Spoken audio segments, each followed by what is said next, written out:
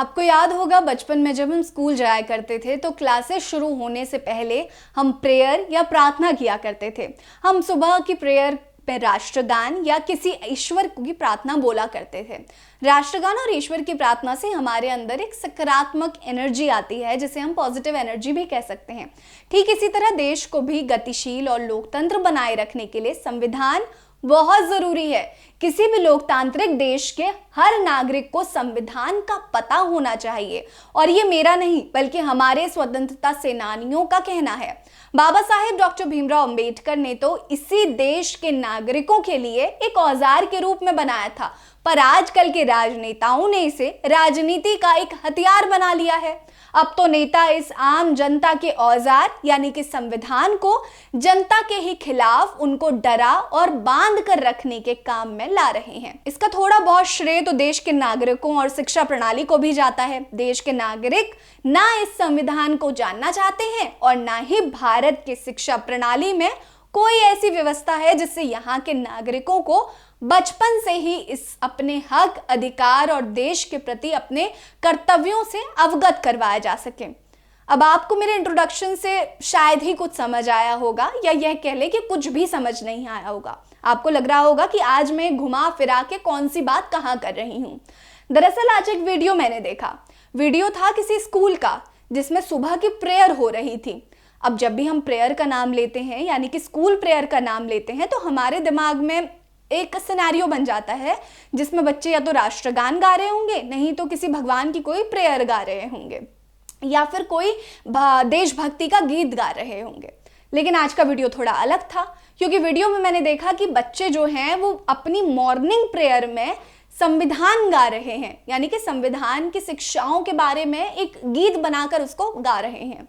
पूरी बात बताऊंगी, लेकिन उससे पहले एक बार इस पर नजर डाल लीजिए। बाबा साहेब डॉक्टर भीमराव अंबेडकर कहते थे कि जब तक भारत के नागरिकों के पास संविधान है तब तक मैं उनके साथ हूं।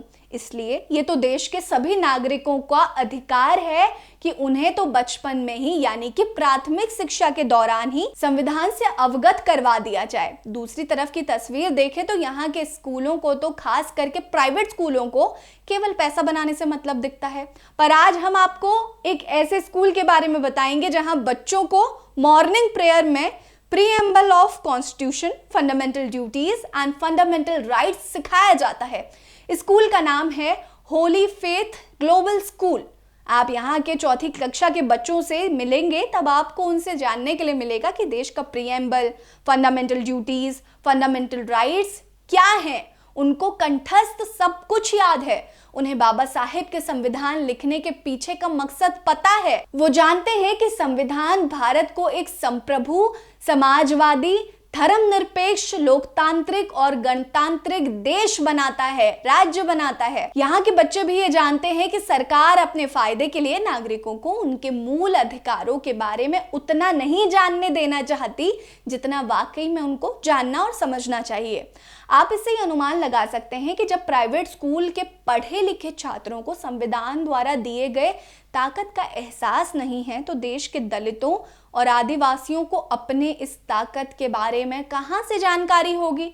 पढ़े लिखे लोग दलितों के सामने अपने तरीके से संविधान पेश कर देते हैं, तो सरकार अपने सुविधा के अनुसार बाबा साहेब डॉक्टर भीमराव अंबेडकर जो जिंदगी भर दलितों के हक और अधिकारों के लिए लड़ते रहे और भारत को हिंदू राष्ट्र बनाने के खिलाफ रहे, आज के नेता अंबेडकर के इन सभी बलिदानों और योगदानों को चुटकी बजाकर छोटा दिखा देते हैं। आप अगर किसी सिविल सर्विसेज की तैयारी करने वाले स्टूडेंट से मिलकर देखेंगे या उनसे बात करेंगे या फिर किसी अधिकारी से बात करेंगे तो उनको आप ये कहते सुनाई पड़ेंगे कि जिस नागरिक के पास जितना ज्यादा संविधान की जानकारी होगी वो उतना ही अपने अधिकारों के बारे में अवगत होगा। वो अपने देश की सरकार और अधिकारियों से उतनी ही हक सवाल करेंगे और अपने अधिकारों के प्रति सचेत रहेगा। इसलिए आप भारत की शिक्षा प्रणाली में ये कभी देखेंगे कि कोई भी स्कूल अपने बच्चों को right to speech, right to expression की अहमियत सिखाता दिखेगा, या फिर अब का कोई राजनेता अपने भाषणों में ये कहता मिलेगा कि हम आपको संविधान की ताकत से अवगत करवाएंगे। भाई, स्कूल, राजनीतिक पार्टी और नेता सभी जानते हैं कि आखिरी में जनता उन्हीं से अपने अधिकारों के लिए सवाल करने लगेगी। बाबा साहेब ने उसी समय इस चीज को भांप लिया था। वो जानते थे कि आने वाले समय में संविधान किसके हाथ में है, इस पे बहुत कुछ निर्भर करेगा। अंबेडकर का कहना था कि संविधान पर अमल केवल संविधान के स्वरूप पर निर्भर नहीं करता, मतलब कि सिर्फ संविधान में क्या लिखा है इस पर डिपेंड नहीं करता। वो आगे कहते हैं कि संविधान केवल विधायिका, कार्यपालिका और न्यायपालिका जैसे राज्य के अंगों का प्रावधान कर सकता है। उन अंगों का संचालन लोगों पर तथा उनके द्वारा अपनी आकांक्षाओं तथा अपनी राजनीति की पूर्ति के लिए बनाए जाने वाले राजनीतिक दलों पर निर्भर करता है।